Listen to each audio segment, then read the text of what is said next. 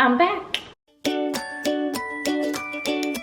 Today we are in the kitchen. It's been a hot minute since I've done a cooking video. I would do you injustice if I didn't tell you how life-changing bulk cooking can be. I do not do fussy. So if I can cook several entrees at a time, in the same amount of time I'd probably cook one entree, I'm gonna do it. We are down to our last 2 freezer meals in the freezer, so I need to stock up. I signed up to take my friend a meal who is not feeling well, and so I thought, hey, while I'm cooking her dinner and our dinner, I'm gonna see how much I can knock out. So we are going to try and get in chicken spaghetti, mac and cheese, homemade mac and cheese, chicken pot pie, quiche, stroganoff, and granola. Granola is just good to have on hand. We take it camping, we'll eat it as cereal, we'll put it on our yogurts, our ice cream, whatever.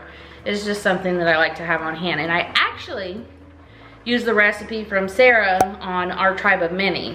She has like 11 kids, 12 kids. I don't know, she has a lot of kids. And she has a humongous recipe. And I cut that down to like a 1/4 because we don't need that much granola. Anyway, so we're going to do that today as well. I will do my best to link the recipes down below. Let's get to cooking. I cook up all the pasta that I'm gonna need. I've got the macaroni here for the mac and cheese. I've got the noodles for chicken spaghetti. I'm about to start browning the ground beef for stroganoff. Yes, we use ground beef. I've got my chicken in my pressure cooker that's done. If you don't do frozen chicken in the pressure cooker, you're missing out. I only do my frozen chicken for about 20 minutes, depending on the size. Anywhere from like 18 minutes to 25 minutes, depending on how much and how big. I'll do that in the pressure cooker because usually I put it in a casserole and it's gonna bake for a second time. And it just keeps the chicken nice and moist. It's important to note not to cook your noodles all the way. You want them to be al dente, with a little bit of crunch left because you will be recooking these later on in the oven and you don't want them to get too mushy. I've made that mistake. It is not good. All right, we got 2 pounds of ground beef there. I'm going to save that pan. I'm going to saute up onions and mushrooms in that and then mix it all together for the stroganoff sauce, and then we're done with that. While Steven's chopping up some of the veggies for me, I'm going to go ahead and just whip this up. This is the recipe from our tribe of many. I'll link their YouTube channel down below. She has a lot of great bulk cooking recipes. This is my edited version for our family. I may even reduce it down a little, because it was still a lot last time. I really like this recipe because I usually always have the ingredients on hand for this one. So when I'm in the mood to make it, I don't have to worry about going to the store. This oatmeal bag just exploded everywhere. And then I proceeded to try and pour out of a dismembered bag. Sometimes I wonder why my kitchen is so destroyed by the end of these cooking days, and this gives me my answer. Anyone else just tear into their kitchen? I do try and clean up as I go, but because I'm so focused on getting everything done, that doesn't always happen, and it is a lot of cooking, so it does generate a lot of dishes, and it's just unavoidable. But yeah, it is worth it though. It has been a week since I've filmed this video, and we've enjoyed several of these freezer meals, and it saves dishes on those busy days. So it's definitely worth it on these batch cooking days. We're gonna microwave for about a minute and a half. You're just heating up the coconut oil and the honey in the microwave till it liquefies. And while that's nuking, you're gonna mix the dry ingredients together and grease your cookie sheet. I just use the coconut oil since it's already out. Once the honey and coconut oil come out of the microwave, you mix that up. Pour it over your dry mixture and then get a cute assistant to help you stir it all together. Thank you, my fun. Yeah, mix it up good. What are you making, Mama? Granola. Can I eat my favorite granola?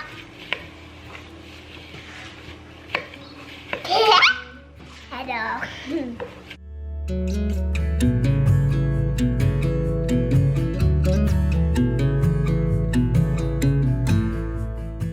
Okay, we're going to bake for 16 to 18 minutes at 350. What we want to see is it get toasty brown. Last time I made it, I had to kind of mix it up about halfway through just so it could like evenly cooked. I had made a lot more, so I'm hoping since this is like a smaller layer, I won't have to do that, but we'll see.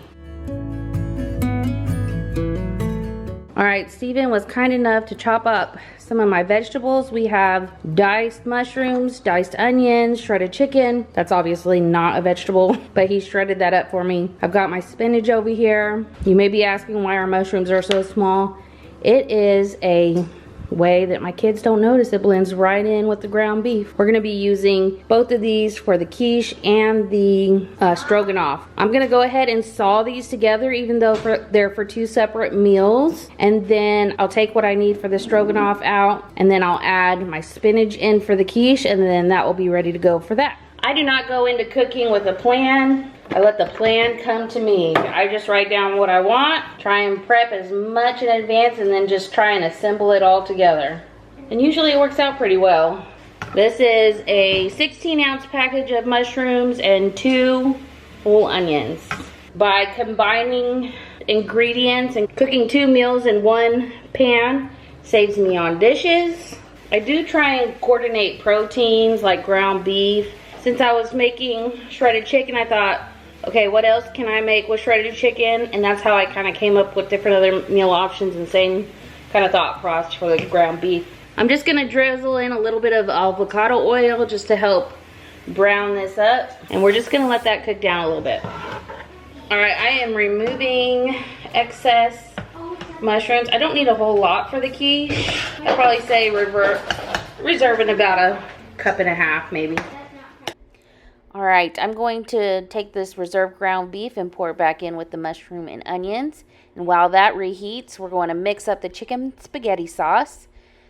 This makes 2 casseroles worth of sauce. So you're going to need 1 big brick of Velvetta, 2 cans of cream of mushroom, 1 drained can of Rotel, and add a can of water just to thin it out slightly. That'll make your life a little easier when you go to mix it in with the noodles and the chicken later on. You can just chop up the Velveeta cheese and put it in your chicken spaghetti along with the other ingredients, but I like to just go ahead and pre-melt everything together and then mix it. I just find that that's so much easier. And yeah, it dirties up a dish, but it's not hard to clean. All right, this chicken's for the pot pie and this. I don't need a whole lot for the pot pie. So we're just gonna put a good bit of that in there. Yep, that looks good. Some of these are really rich entrees, and what I do to offset that is I usually make 1 to 2 vegetables served with a salad. You know, this makes up a small portion of our plate, and then we try and pack in the vegetables on the side. Adding in vegetables on the side not only stretches these comfort meals, but it also allows us to enjoy them guilt-free. Okay, maybe we'll say semi-guilt-free. There's still a lot of carbs and fat in there. When it comes to cooking the day of, I'll take it out the night before, let it thaw in the refrigerator overnight, pop it in the oven, probably 350 for about 40 minutes, 35-40 minutes. If you notice the cheese starting to brown, lay a sheet of tin foil over the top of it. That's it. It's super easy. It freezes well. One of these is for dinner tonight. One of these is for my friends. So we're cooking it tonight. All right, back to the stroganoff. In the ground beef, onion, and mushroom mixture, I'm putting a brick of cream cheese. I added about a cup of sour cream, salt and pepper to taste. And then once that's all melted together, I will add milk, half and half, heavy whipping cream to get it the consistency that I would like. It just depends on what I had on hand. Now we'll just let that cool down just a little bit, enough for us to handle it and put it up in the freezer bags. You don't want to put it in the freezer bags scorching hot. When it comes to day of cooking, we'll take it out of the freezer overnight, thaw it out in the fridge overnight. That's pretty standard practice. Put it back in the skillet, reheat it. More than likely I'll add more milk or cream or whatever I have on hand just to kind of get it the consistency You kind of want it like the consistency of spaghetti sauce where the gravy sort of seeps through the noodles. We pour it over egg noodles and serve it with, again, a vegetable of your choice. We like a lot of broccoli or green beans or anything like that. It's a very rich dish, so you're gonna want something to kind of break that up.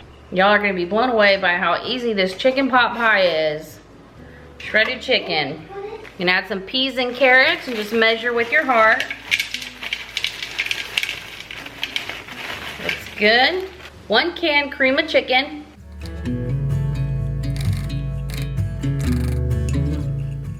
1 can cream of potato.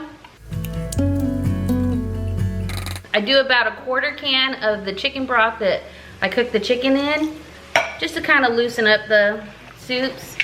Mix together. Salt and pepper to taste. You don't need a whole lot of salt because the soup's already pretty salty. I do like a lot of the pepper. And just combine thoroughly. And this is about the consistency you want. Not too watery, but not too thick. All right, I'm gonna prepare the pans for the chicken pot pie and the quiche. You gotta grease the inside real good. I like to use butter instead of spray, and I have used coconut oil in the past, and I did pick up on the coconut flavor. Wasn't terrible, everybody ate it just fine, but I think I'm gonna stick with butter from now on. One of these days, I'm gonna make my own pie crust. I've heard it's pretty easy, and of course it tastes better than store-bought. But like I mentioned earlier, I try and keep it fuss-free. It's not gonna wanna cooperate. No. Scratch that, I guess. Maybe I will be making crust from scratch. Actually, Steven's at the store. Let me see if I can snag him. Unfortunately, I caught him in the driveway, but he was still kind enough to go back to the store for me. Steven saved the day once again. So while we wait on him, we're just going to finish with the quiche filling. I'm sauteing the spinach with the onions and mushrooms we reserved earlier. You'll notice that there are some green beans and bacon also cooking in the background. That is what we're serving with the chicken spaghetti tonight that we will also be taking over to my friend's house. Into the quiche, we put 6 eggs, salt, pepper, a handful of cheese, whisk it together, whiskey, more cheese, because you can never have too much cheese, and a second kind of cheese, splash of milk, whisk a little more. I have a feeling I'm going to add more cheese here shortly. Pour it into the pan along with, yep, there it is, more cheese mixed in with the spinach mixture. Spread it around. The secret to a good quiche is cheese, my friends. Steven did come to the rescue with some more pie crust. Why does this keep happening? This one is so dry. We're gonna make it work. We are going to make it work. Nobody's going to know, except for y'all, except for the whole wide interwebs. I'm gonna try and keep that one together.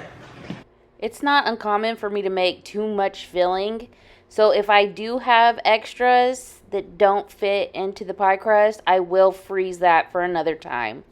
Well, that isn't the prettiest chicken pot pie I've ever made, but it'll still taste good.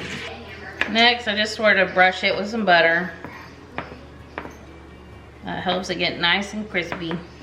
Okay. The chicken pot pie I wrapped in foil and stuck straight in the freezer. Same with the quiche. Night before, I'll take those out, let them thaw. The chicken pot pie, you're going to let cook for 35 minutes at 375. Sometimes I have to crank the heat up a little bit if I want to speed up the browning process on top. Because I make mine so thick, they do seem to take a little longer to brown. So I start without the foil, and I always add the foil back on later if I need it, which I don't think I ever really need it. And for the quiche, thaw it out overnight, bake at 400 for 50 minutes. When it comes to making the mac and cheese, I really prefer fresh grated cheese over the pre-shredded stuff. It helps me channel my cooking show fantasy.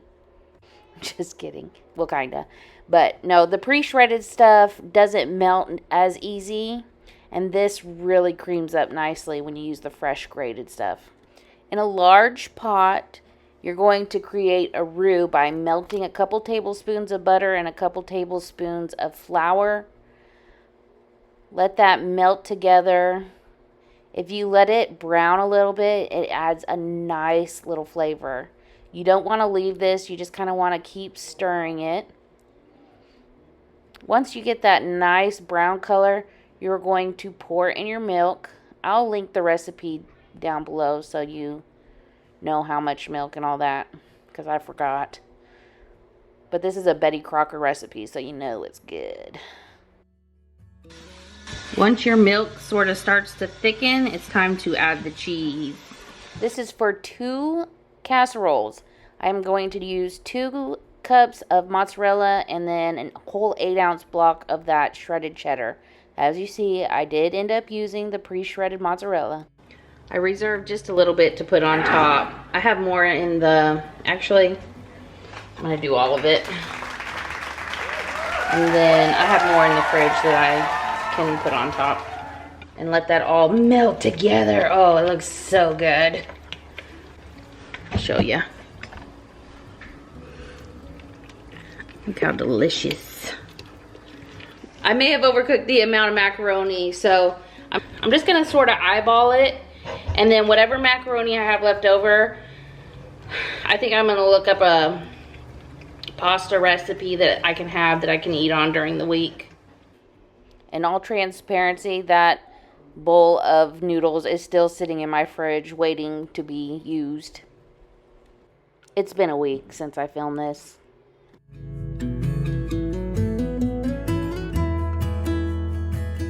And for these, take out the night before, let thaw in the fridge, bake it 325 for 15-20 minutes until it's hot and bubbly. I like to have this as like an easy lunch entree. You know, we'll serve it up with vegetables, maybe heat up some hot dogs to throw in it.